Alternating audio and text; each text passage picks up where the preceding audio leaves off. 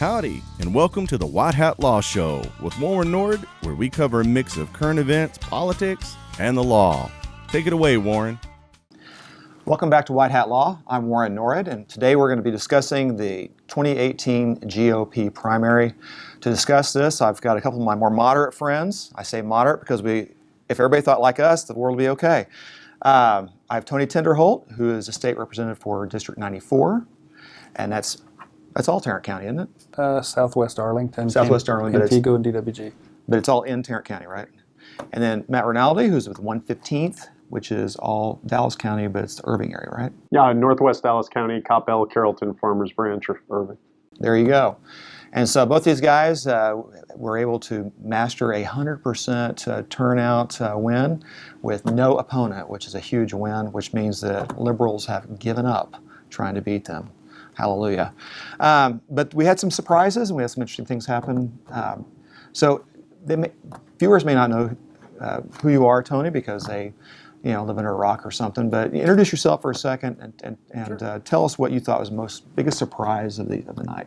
State Representative Tinderholt. I'm in Arlington, cover Arlington, DWG, and Pantego. We were just talking about probably my biggest surprise. I was asked to endorse both sides. We stayed out of this race, but was Kenneth Newell. That was a big one for me, and a lot of people listening may not know that race very much, but that was probably my biggest surprise. But statewide, at least state level, what surprised me quite a bit was McNutt. The fact that I figured McNutt might pick up that seat, and it went into a runoff. That was Byron Cook's old seat. I expected that he was going to pick that seat up with no runoff, so that kind of surprised me. Now, for those of us who don't know, who are the players in that race? Thomas McNutt, Byron Cook. Byron Cook was, in my eyes, one of the most liberal Republicans in the Texas House, a Strauss lieutenant, killed a lot of pro-life legislation and a lot of other legislation as well. So, he stepped down. Right. And a lot of us, I think, expected Thomas McNutt to pick that seat up. And who is Thomas McNutt? Thomas McNutt, his family owns the bakery. What is that bakery name down there? Collins Street Bakery. Pretty well known in that area, and the fact that it went into a runoff surprised me quite a bit. Now, is he, if you were to categorize him on the political spectrum, would he be a potential Freedom Caucus member, or would he be more of a let's just say moderate to be kind? I would venture to say that he would be, I could say with pretty good guess that he would be a Freedom Caucus member, hands down. Well, hallelujah. Okay, good report. Matt, 115th, tell everybody who you are, and well, we did that a little bit, but tell everybody what you thought was interesting. I guess that I agree. The biggest surprise for me was Thomas McNutt underperforming, but I heard that there were some issues in that race that haven't been explored yet. And I think the runoff's going to be a little different. I think Thomas is going to do great in that race and ultimately win. I guess in terms of other races, big surprises. I was surprised that Brian Slayton actually didn't win. I think he came in there. We all expected that he would have knocked off Dan Flynn. Representative Flynn's coming back. I think that surprised a lot of people. And also Bob Hall, I think, surprised a lot of people. We all knew the race was close. He was losing there. He was losing ugly right before early voting, and pulled it out and ended up winning in the end. And not only that, but I think the Freedom Caucus races, the margin of victory being so large, I think surprised a lot of people as well. We had 4 people in contested races, 8 they didn't even try to contest, which is a victory right away. And you had Kyle Biederman was the closest race, and he won by 15 points. Lang was, I think, 20. Yeah, Mike Lang, when they did a poll on Capitol Inside, Mike Lang was chosen by the establishment as the most likely seat to be flipped, beating Mays Middleton and Lisa Louie Ryan, and Mike Lang won by 20. Well, I recall that some people at this table were predicting a loss a couple of years ago and won pretty handily.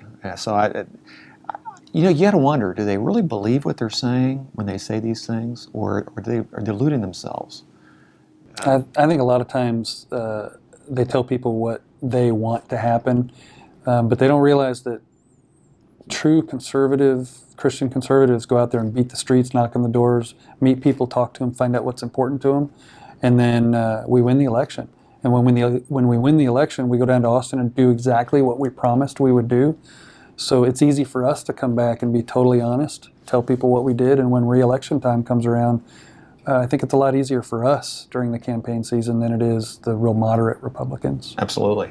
Well, if you tell the same story at home and in Austin, it's easier, right? If you don't have to remember what you said.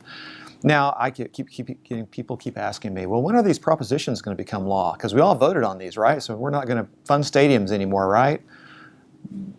Is that the way it works?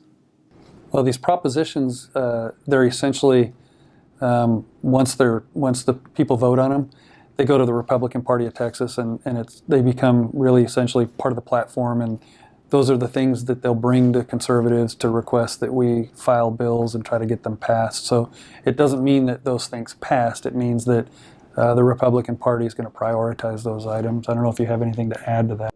Yeah, well, it's helpful to us when we're trying to pass them as bills because, they'll always argue, I'm voting my district, I'm voting my district. That's always the establishment's excuse for when they don't want to do what they said they'd do during the campaign.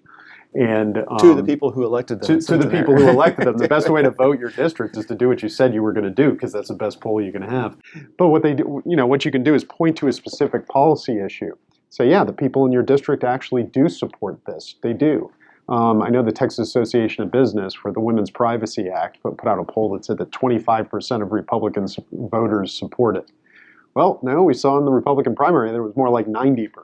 Right. So it helps us when we're fighting these battles. Right, so you can tell people now, and especially the 4% rollback rate. A lot of times in the rural districts, we walk door to door a lot. We talk to people. We only have one set of county officials. I have 4 county commissioners and a county judge.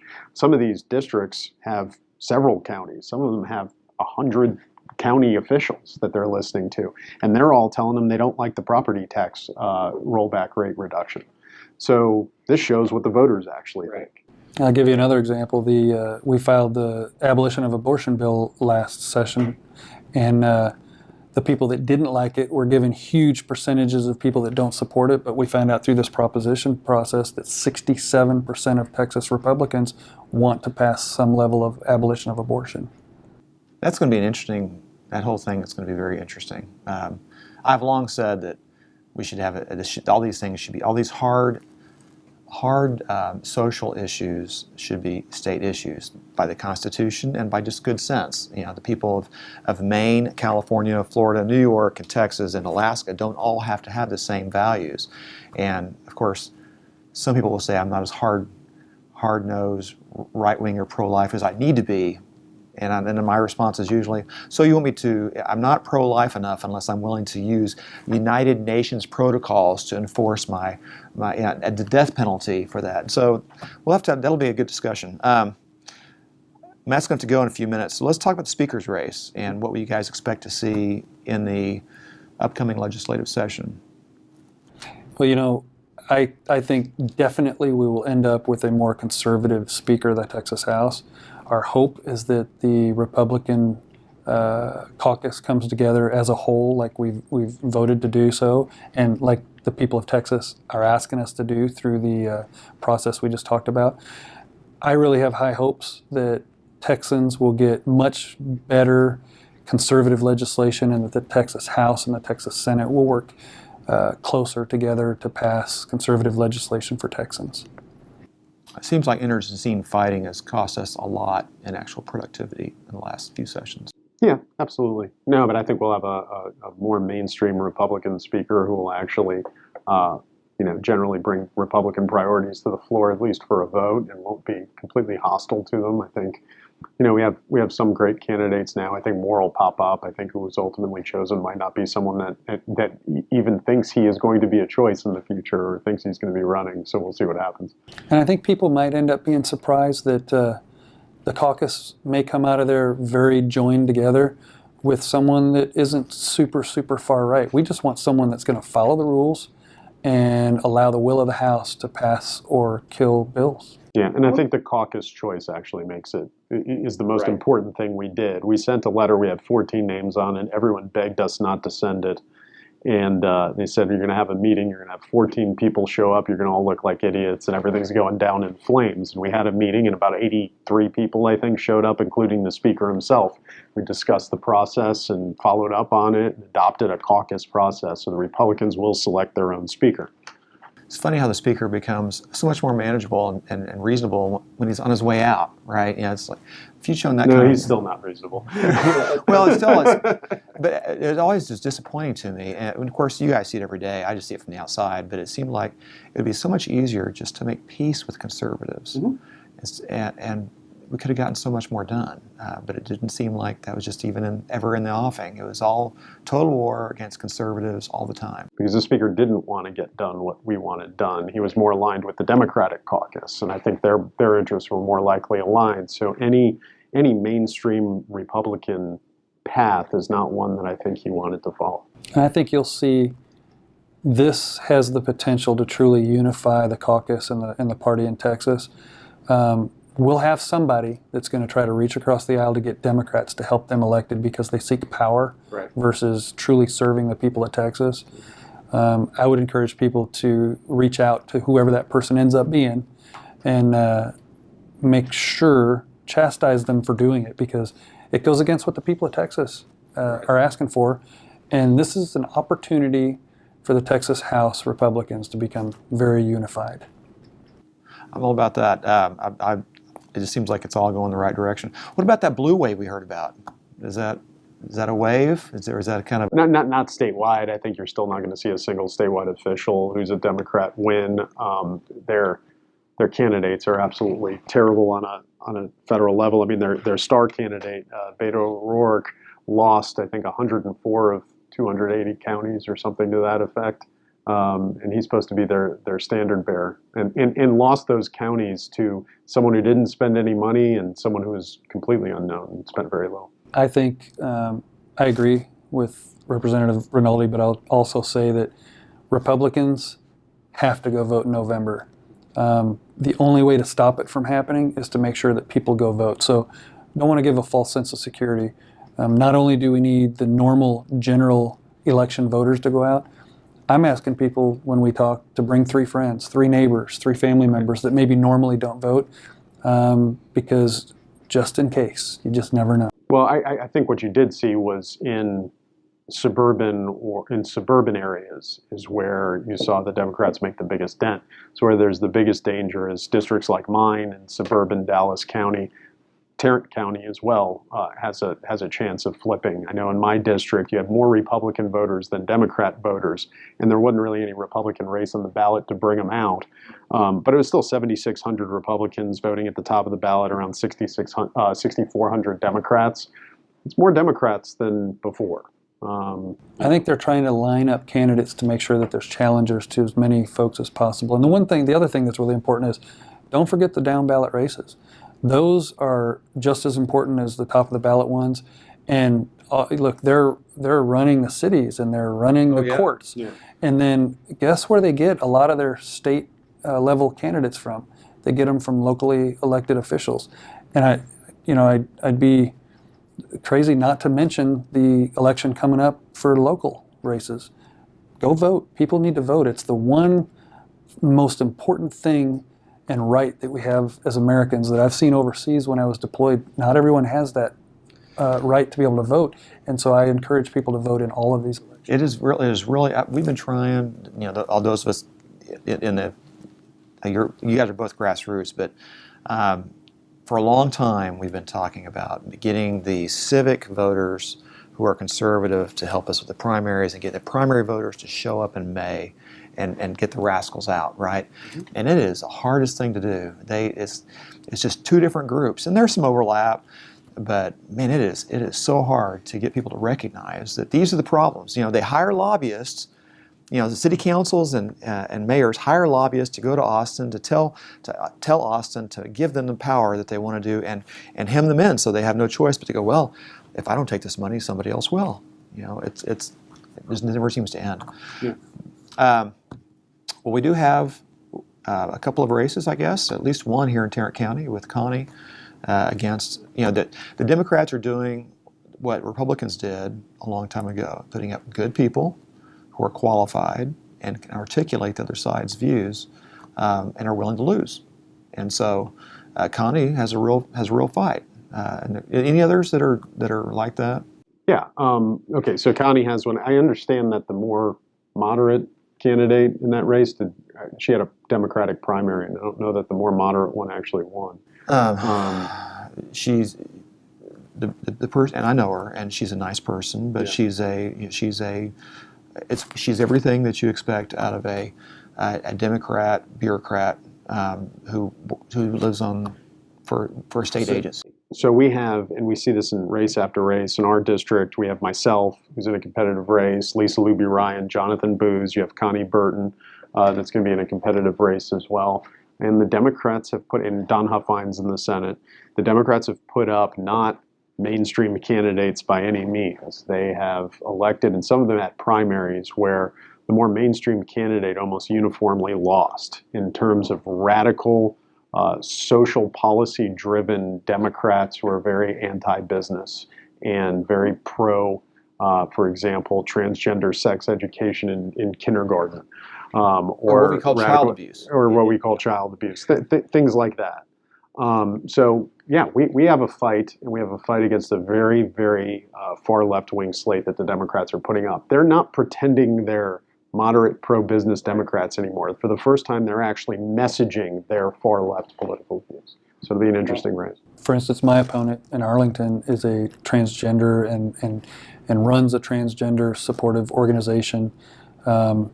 Exactly what Matt said. They're very far-left liberal, and I would encourage people to make sure that they get out to vote, because specifically Connie Burton's seat, Senator Burton, we cannot afford to lose a Republican seat in the Texas Senate.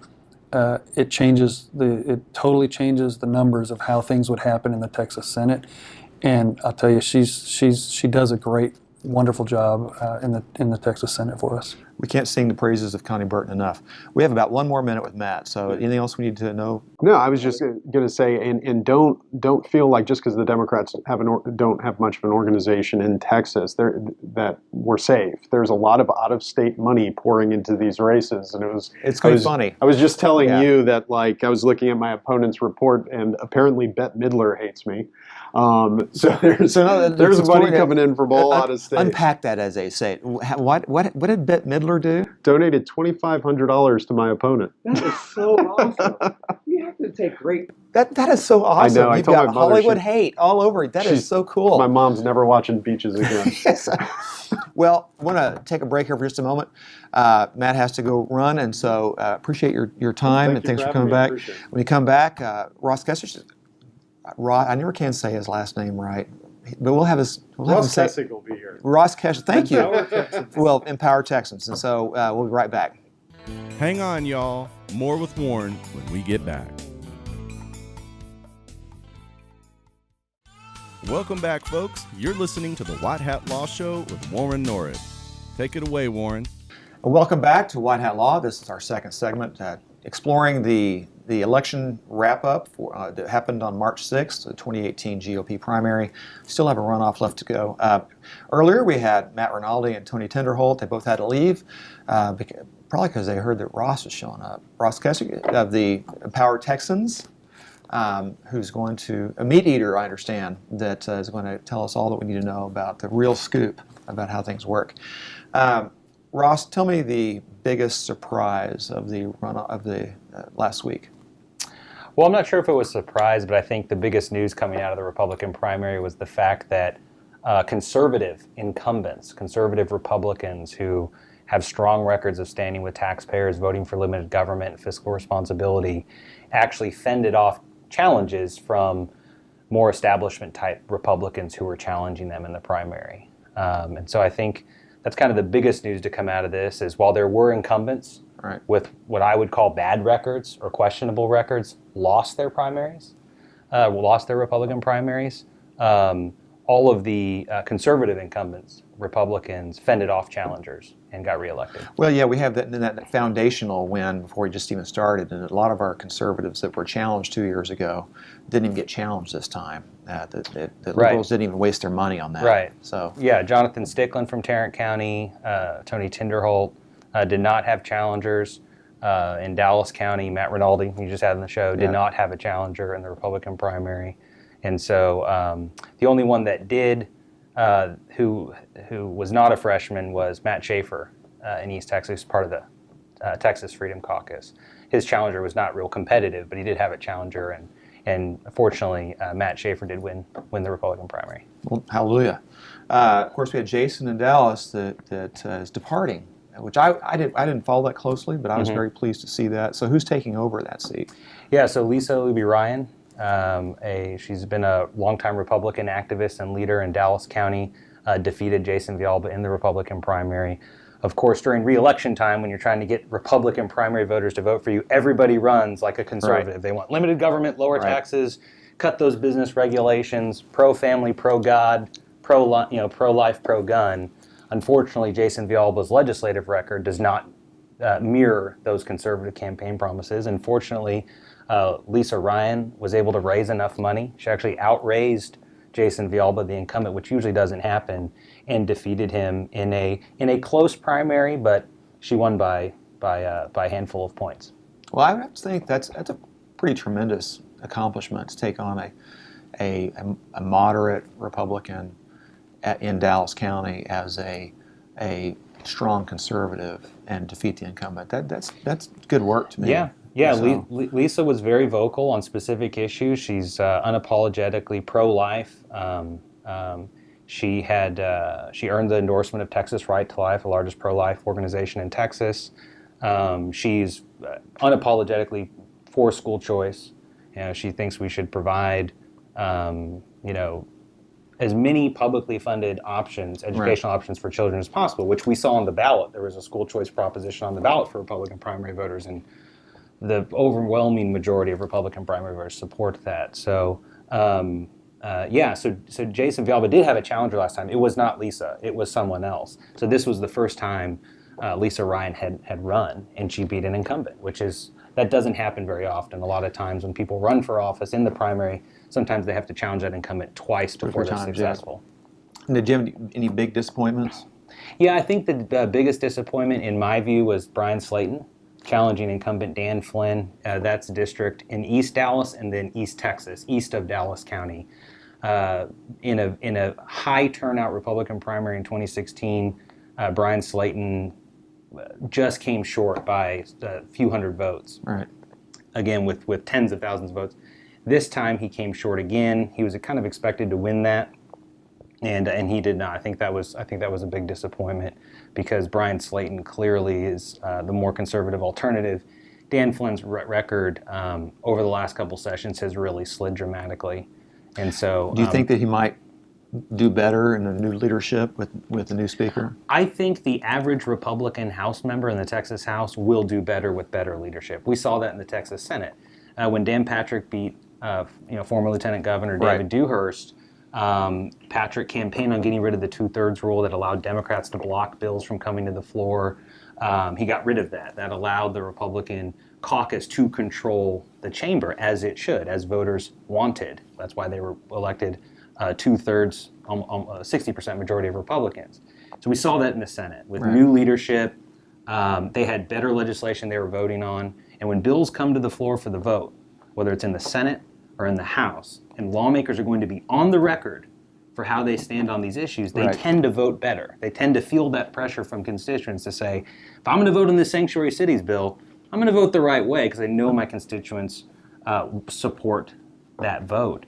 If I'm voting on property tax reform, which we saw fail in this session, it failed in the Texas House, not because a minority of Republicans joined Democrats to block it. A majority of Republican House members actually voted the right way in the special session when they were under the spotlight, thanks to Governor Abbott. So we will see the average House Republican member, I think, vote truer to their constituents when we have better leadership. It's been a slow burn on about the last decade, where it used to be the average voter said, I don't know who the Texas House Speaker is, and I don't pay attention to that. Sure. And that's not a reason to vote for or against in a primary for one candidate. Right. But it's become slowly an issue because the Speaker was taking a side that wasn't the genuine average conservative side, and so it becomes whether you're going to vote for Strauss became an issue. Sure. I mean, take sanctuary cities, for example. Republicans have been talking in Texas about banning sanctuary cities. Sanctuary cities are cities where the locally elected officials, like in Dallas, instruct law enforcement to not work with federal authorities, to release illegal immigrants who have committed other crimes while they're here, to release those people against the wishes of federal law enforcement. If you're an American and you break the law, you go to jail. But Right. if you're an illegal alien and you live in Dallas County or Dallas, then you get out of jail you will free. get released. And so for 6-8 years, Republicans and Texans in general have been wanting to address this problem of harboring and releasing illegal immigrants who have committed other crimes. This is a public safety issue, and that's been an issue session after session. Legislation has been filed and pushed by different lawmakers to address it. And, pretty much since Strauss came in 2009, it was an issue in 2011, 2013, 2015, and now it finally got the support of our new governor, a relatively new governor, Governor Abbott. He labeled it a priority item, okay? And finally we got it passed.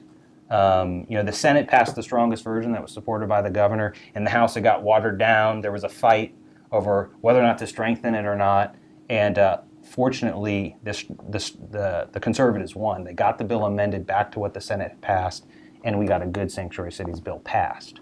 But to your point of leadership, the reason why leadership has become an issue is because outgoing Speaker Strauss has obstructed to the point to where, like we saw this session, even when the governor has called out and supported legislation on property taxes, spending limits, sanctuary cities bills, ending government union collusion. He has, him and his leadership team have either obstructed altogether or tried to water down the bills, joining with Democrats to do it. And I think the obstruction had gone on for so long, it just became so obvious that the leadership issue, rightfully so, is an issue. Because people have seen the connection between who's the leadership, who's the Speaker of the House, who's Lieutenant Governor, and the policy outcomes. Whether we're getting, whether voters are getting, whether Republican conservative voters are getting the policy results that people promised them in the primary. Absolutely. And we got more of that under Dan Patrick's, lieutenant governorship in the Senate. We didn't get very much of that with Speaker Strauss's leadership in the House. It was a struggle in the House. This last session, conservative reform after conservative reform flew out the Senate in both the regular and special session. Let's talk about runoffs that have yet to occur. Any big runoffs that are occupying your brain? There's several important runoffs around the state. I brought myself a list here. Of course, we have congressional runoffs. That's probably what's on the minds of folks in Tarrant County. Oh, no doubt. With Ron Wright, former tax assessor running for Congress, who we endorsed in his congressional bid for that open seat. That's obviously an important runoff. What do you think about that? Well, I think he took 43%, right, and a field of 11. He took what I consider a very mundane, almost non-policy elected office, and just did magnificent things with it that none of his predecessors had done.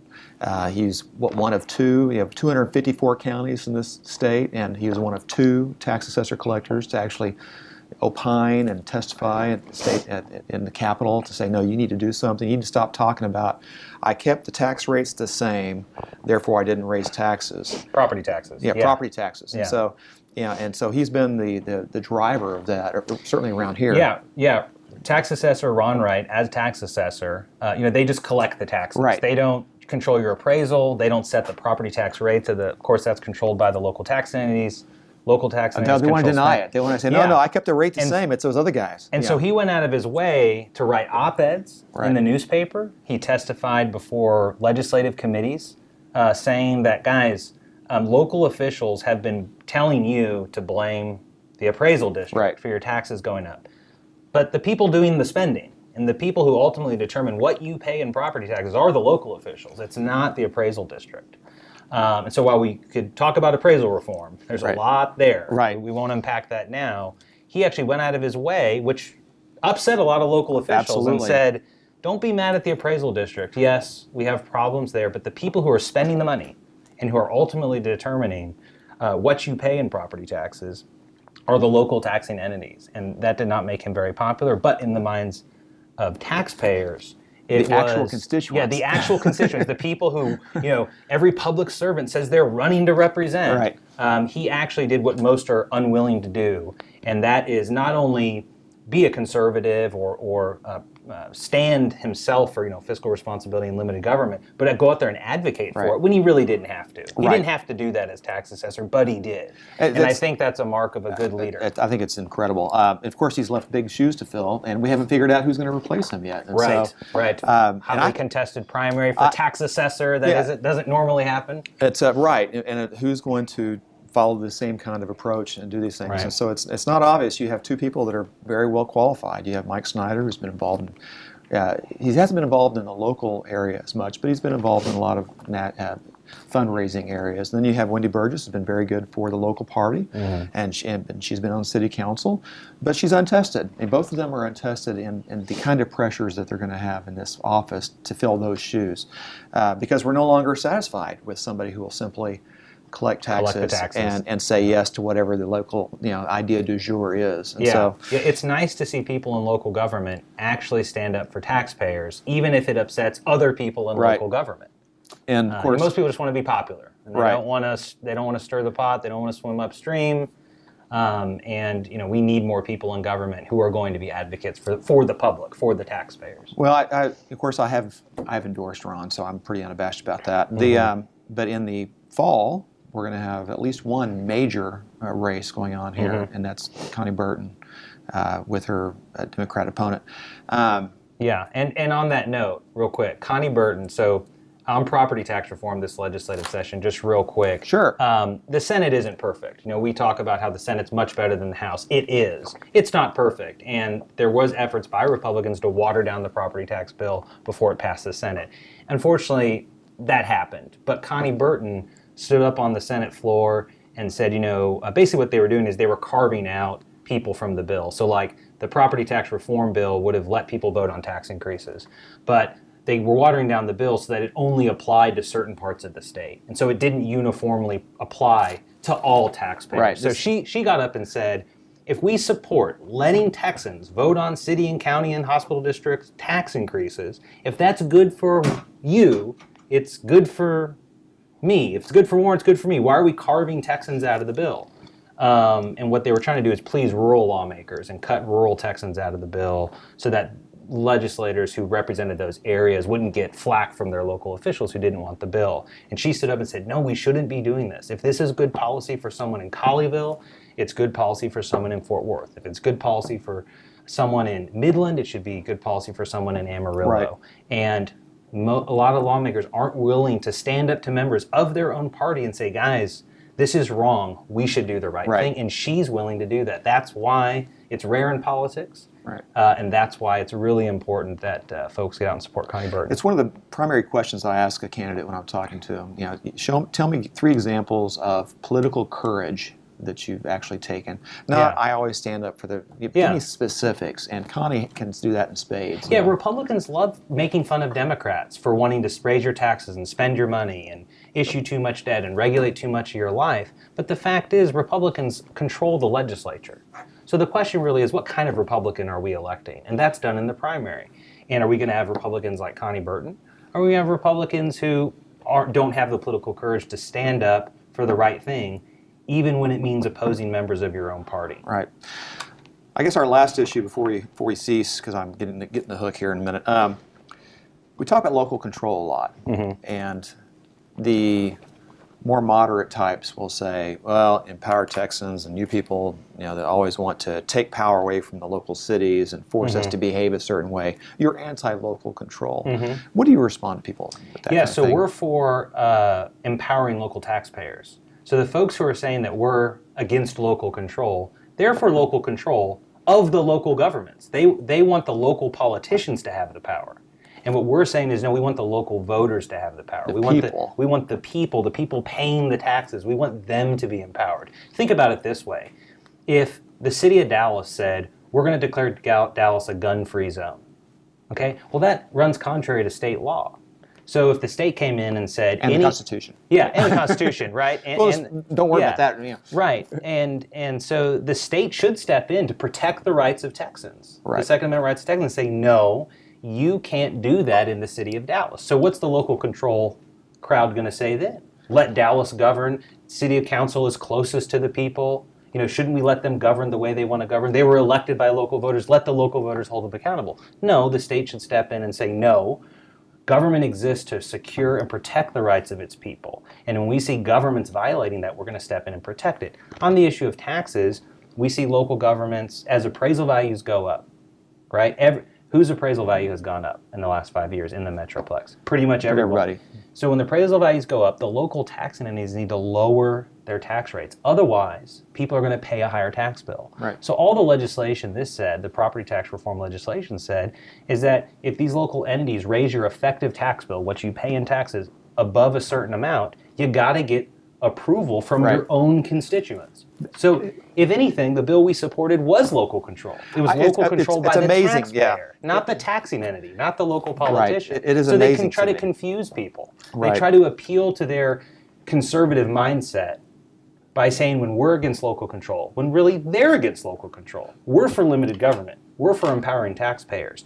They don't want limits on taxes. They don't want limits on local politicians, and we do. And how often does a local group of constituents actually say, no, or I'm not going to raise the taxes for this purpose, if it's a good purpose? If it's a good purpose, even when it's a lot of times it's a bad purpose, they'll approve it. You know, so the Dallas Morning News watchdog, Dave Lever, wrote an article, and he's not a Republican, right? But he's kind of an old school liberal for transparency, he's a good for accountability. He's a good Democrat. He's a good Democrat, okay? Yeah.